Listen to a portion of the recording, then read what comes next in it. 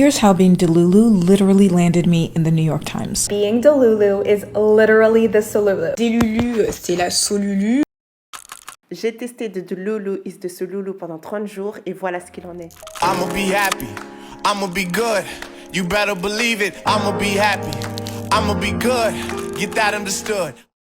Bonne sous les filles. Alors j'espère que vous allez bien, si ça ne va pas, ça va aller. Alors là, normalement, je suis censée partir d'ici même pas 30 minutes, mais j'en profite pour pouvoir vous faire un petit épisode concernant ce fameux de Lulu is the Solulu. Non seulement il y a des côtés positifs, donc il y a des avantages à tout ça, mais il y a aussi des désavantages et des inconvénients à cette fameuse manière de vivre. Donc le fameux de Lulu is the Solulu, ça consiste à vraiment en dehors de tout ce qui est religieux, à garder une certaine foi, un certain espoir quant à toutes sortes de choses qui peuvent composer votre vie. J'ai accouché très récemment, ça fait quand même quelques mois. Je n'ai pas eu forcément beaucoup de séquelles, à part bien évidemment au niveau du ventre, mais l'un des trucs qui m'a vraiment attaqué mais vraiment 2 minutes littéralement après avoir accouché, l'acné hormonale. Vous-même, vous savez, beauty queen. Tout ce que je faisais, c'est trouver des remèdes, etc., vous partager sur les réseaux, parce que j'ai commencé comme ça, avec la skincare et tout ça. Donc, j'étais vraiment calée sur le sujet, même plus jeune. Donc, par exemple, durant mon adolescence, je n'ai jamais vraiment eu d'acné de cette manière-là. Donc, j'avais des boutons, bien sûr, mais jamais de cette manière-là et de manière intense comme ça. Et donc, j'ai vraiment commencé à remettre littéralement mes compétences, mon savoir en question, parce qu'il faut savoir aussi que je suis formée en naturopathie. Donc, j'ai commencé à carrément fouiller un petit peu et je me suis rendu compte littéralement qu'on ne soigne pas une acné fongique comme on soignerait par exemple une acné hormonale. Donc vraiment, avant d'être arrivée à cette fameuse conclusion, je me suis dit, tu sais quoi Gloria, tu ne vas pas arrêter de vivre. Tu ne peux pas arrêter de vivre. Tu as des couches à payer, tu vois, tu as des choses à faire, tu as la vie à vivre littéralement. C'est pas la fin du monde. Peut-être pour les personnes qui ont déjà eu de l'acné, etc., je sais que c'est difficile, mais au bout d'un moment, vous arrivez à vous y habituer si vous avez fait vraiment plusieurs années de votre vie de cette manière-là. Mais pour une personne qui a toujours eu une peau assez saine et qui, d'un coup, de manière brutale, se retrouve avec toutes sortes de boutons sur sa face, c'est assez choquant. Voilà, moi, personnellement, je me suis dit que je n'allais tout simplement pas arrêter de vivre. Et donc, j'ai opté justement pour cette fameuse manière de vivre, cet art qui est de Lulu is the Solulu. J'ai continué à me make-upper la face. Oui, j'ai commencé à vivre ma vie comme si de rien n'était. Alors que je me vois tout le temps, dans le sens où j'ai un métier qui demande à ce que je me mette devant la caméra.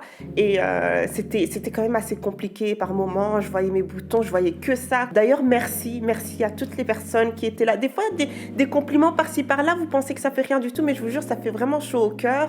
Et vous avez la personne qui est là pour vous. Parce que voilà, elle regarde le contenu, elle regarde peut-être aussi la manière globale dont tu t'es apprêtée, mais elle va pas faire attention à ces petits détails que vous avez, tu vois.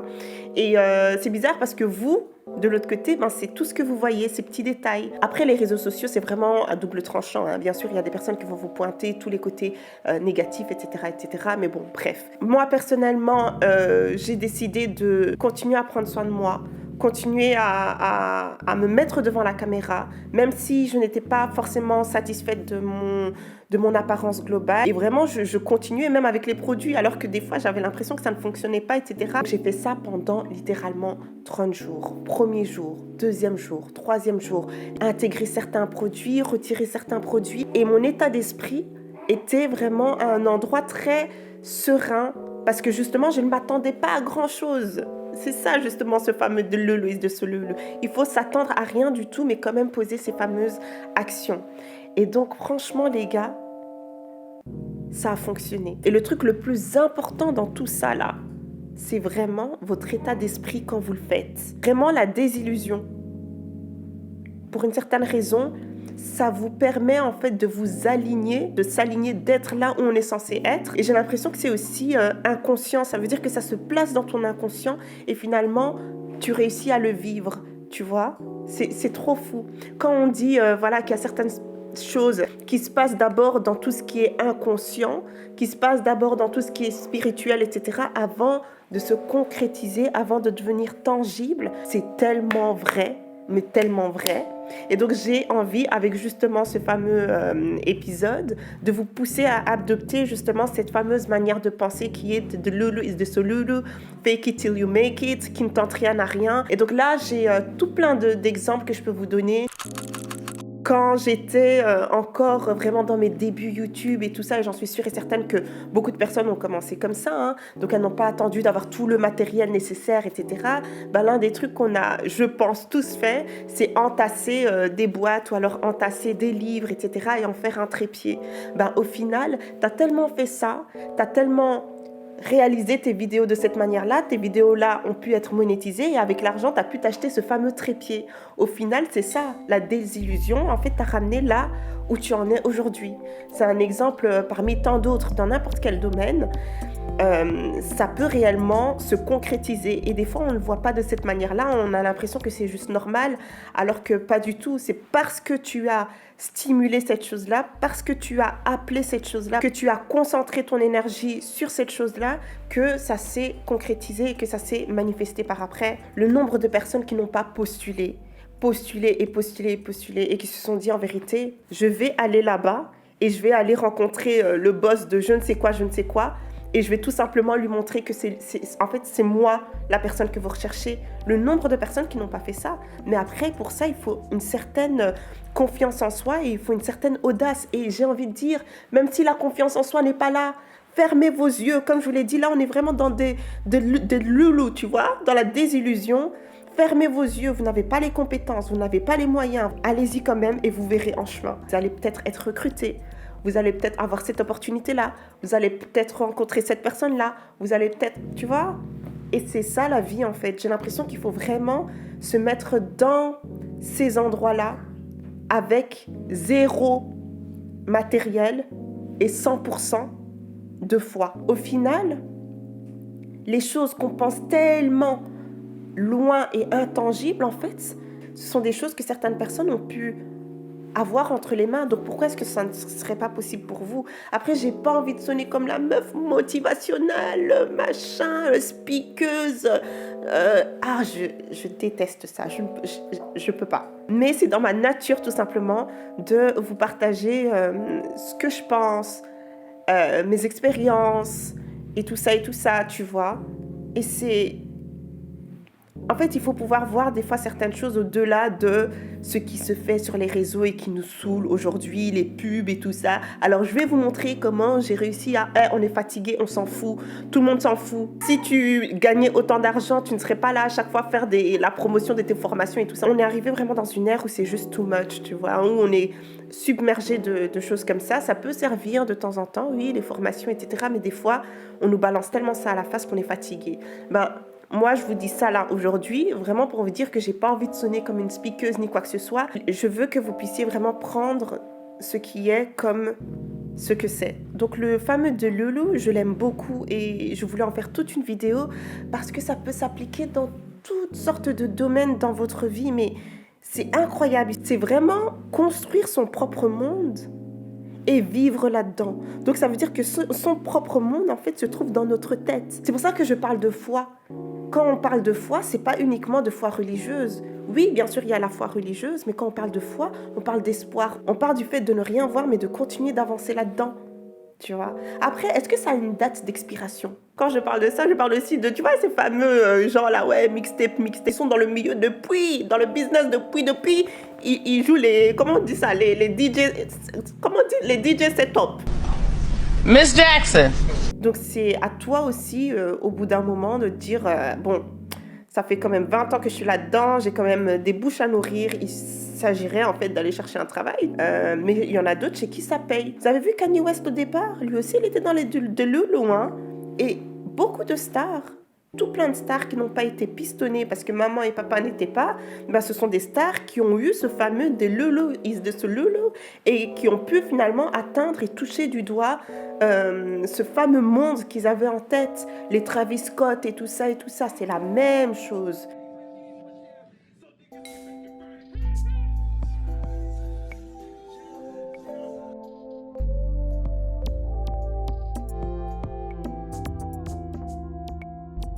D'ailleurs, ça me fait penser à un petit comme ça sur Instagram qui a commencé à faire des vidéos. Je sais pas si je le retrouve, en tout cas, je le mettrai ici.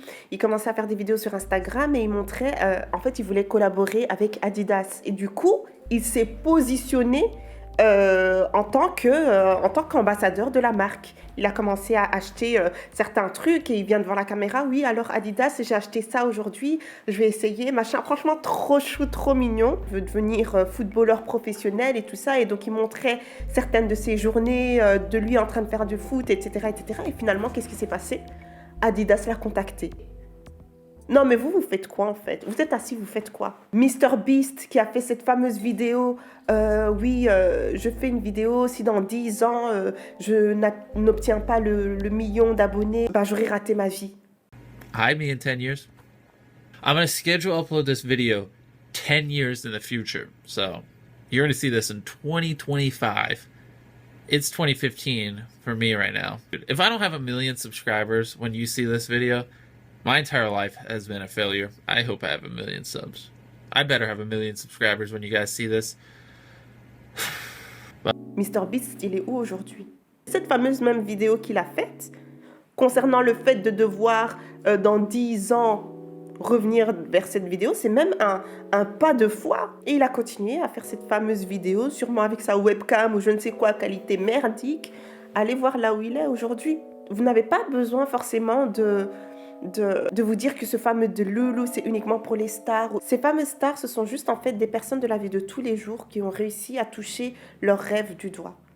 Et donc vous êtes juste à l'étape, ces fameuses personnes de tous les jours. Après, ça n'a pas besoin d'être un énorme objectif. On ne va pas tous devenir des stars et des je ne sais quoi. Et on ne veut pas tous énormément d'argent. Non, pour certaines personnes, ce sont juste des petites choses de la vie de tous les jours. Les personnes, par exemple, qui sont atteintes de certaines maladies, et c'est prouvé d'ailleurs scientifiquement, que l'état d'esprit peut vraiment contribuer à la guérison. Je ne dis pas que ça va vous faire guérir, mais ça peut contribuer à une guérison même un petit peu plus rapide. Bien évidemment, il y a toutes sortes de traitements et tout ça à faire à côté, je suppose. Mais l'état d'esprit, ça me fait aussi penser à cette fameuse blogueuse, je ne sais plus trop qui c'est. Elle a décidé de faire ce fameux Big Shop. Et en fait, à chaque fois, elle était là devant la caméra à faire semblant qu'elle avait les cheveux. Pourtant, elle était chauve, mais vraiment chauve, corvo, genre sa cola. Et donc, elle s'asseyait chaque fois devant sa caméra. Elle prenait un peigne et elle faisait ça. Elle se peignait comme si elle avait des cheveux et tout ça. Les gars, venez voir la fille aujourd'hui. Ses cheveux ne sont même pas arrivés là. Ses cheveux sont arrivés quasi à sa hanche, en fait. C'est un truc de malade. Ce fameux « des lulu is de ce lulu », des fois, ça peut rendre certaines personnes un petit peu trop arrogantes, surtout quand il s'agit de blogueurs. Donc, le fait de vouloir opter pour cette fameuse stratégie de Lulu is de Sululu ne vous donne pas cette carte blanche, en fait, de pouvoir être arrogante et de pouvoir être désagréable et exécrable avec les gens. Genre, s'il vous plaît, redescendez sur terre, gardez vos pieds bien sur le sol. Je veux bien ces fameuses blogueuses qui sont là, hyper confiantes en elles et tout ça, qui font des photos dans la rue et tout ça et tout ça. Ok, il n'y a pas de souci. Mais restez poli. Tu n'as pas besoin d'afficher les gens, etc. Par exemple, je pense à ces fameuses vidéos où tu as ces blogueuses-là qui marchent dans la rue et tout ça, hyper bien habillées, tout ça, hyper cute. Je suis là, genre, yes, you go girl. Il s'agirait de passer au-dessus du regard des gens, il n'y a pas de problème. Mais si c'est pour après montrer les gens qui te regardent dans la rue et tout ça, qui te dit que la personne, elle veut paraître en caméra, en fait? Bien sûr qu'elle va te regarder. Enfin, c'est pas quelque chose qui est commun et habituel de voir. Donc, bien sûr qu'elle va te regarder. Là, je parle vraiment de la blogueuse qui cherche justement cette fameuse réaction. Ça peut aussi vous mettre trop de pression parce que à force de voir ça peut vous mettre aussi une certaine pression parce qu'à force de voir certaines personnes qui ont opté pour cette fameuse stratégie réussir, ces personnes-là se disent ok, il faut absolument que je puisse aussi réussir parce que cette personne-là, elle a aussi opté pour cette stratégie, elle est arrivée quelque part. Encore une fois, si vous faites ça, vous perdez toute l'essence de cette fameuse stratégie. Parce que comme je vous l'ai dit, vous ne devez pas avoir de fameuses attentes. Et je pense aussi le fait que cette chose-là que vous souhaitez se concrétise, c'est aussi parce que vous arrivez à prendre ce fameux temps pour le processus. Et d'ailleurs, quand vous arrivez à cette fameuse concrétisation, c'est là où vous arrivez justement à réellement apprécier cette chose-là parce que vous repensez à tout ce fameux processus. Ça peut ne pas fonctionner. C'est l'un des désavantages parce que vous auriez peut-être passé énormément de temps là-dessus, d'efforts là-dessus. Et finalement, vous allez voir que cette chose-là, après un certain moment, ne s'est pas concrétisée. Moi, par rapport à ça, ce que j'ai à dire, c'est qu'au final, ça va quand même vous apporter quelque chose. Ça va vous permettre en fait d'avancer un petit peu plus près et vous allez en ressortir avec, je sais pas, que ce soit de la discipline, du savoir, des compétences. Et c'est ça qui est beau. Le fait de devoir se dire que je m'attendais à ça et j'ai eu ça finalement. Mais finalement, ça, c'est aussi OK, tu vois.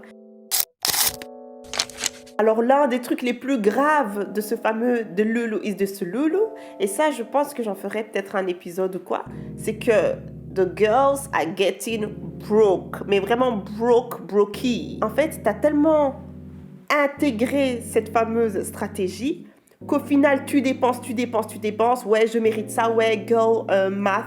Donc le fait de devoir se dire, ok, je n'ai pas acheté ce pantalon-là à 70 €, mais je peux bien utiliser 70 € pour pouvoir acheter plusieurs petites pièces. Au final, t'auras quand même dépensé ces fameux 70 €. Et c'est ça, c'est que ça commence à ruiner les gens, ce fameux « de Lulu is the Sululu ». Moi, je dirais « de Lulu is the Sululu » avec les moyens que tu as, dans la mesure du possible, mais pas déborder. On en voit tout le temps à gogo, ces fameuses vidéos. Je fais mes ongles, je fais mon épilation, et puis je fais mes cheveux, et voilà combien ça m'a coûté, tout ça. C'est très cute, c'est très mignon, c'est très motivant, etc., etc.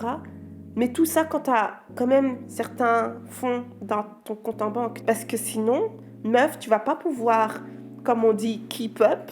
Et tu vas te retrouver dans la merde financièrement. Tu vas te retrouver à avoir toutes sortes de sacs, toutes sortes de make-up et toutes sortes à être jolie, pimpante, mais à ne pas avoir de toit. Ou alors à ne pas avoir ton frigo rempli, en fait, tout simplement. Donc c'est pour ça que je dis qu'il y a des personnes qui prennent ce truc un peu trop de manière littérale et finalement se retrouvent à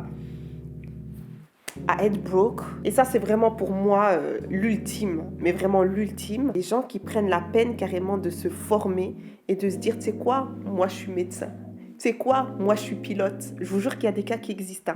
Il y a des cas qui existent où la personne n'avait pas forcément de certification, n'a pas forcément fait les études pour ni quoi que ce soit, mais elle s'est dit, moi j'ai les compétences, donc moi je vais faire. Un homme a réussi à se faire embaucher comme commandant de bord alors qu'il n'avait absolument aucun diplôme. Il a falsifié tous les documents. Alors, vous dites, la Lituanie, c'est quand même pas la porte à côté, on n'est pas concerné. Non.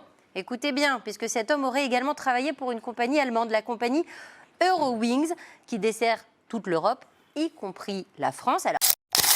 Voilà, elles ont acquis de l'expérience, 10 ans d'ancienneté et tout ça, à devoir faire un métier qui demande des compétences, mais vraiment précises. Vous aviez des gynécos, vous aviez des je ne sais quoi, des médecins qui piquent des gens et tout ça, des pseudo-médecins, de loulou, ils sont réellement de ce loulou, tu vois. Parce qu'il y a des personnes qui ont arrêté leur cursus peut-être et qui se sont dit non, moi j'ai quand même envie de réaliser cet objectif-là. Et donc, par moment, t'es bien parce que t'arrives à faire atterrir ce fameux avion et tout ça en sécurité. Mais je sais pas, il peut y avoir des accidents ou quoi. Et c'est là que les gens vont commencer à chercher, creuser un petit peu. C'est oui, bel et bien un élève de cette école-là, mais n'a pas terminé son cursus, n'a pas été diplômé. Des dingueries comme ça.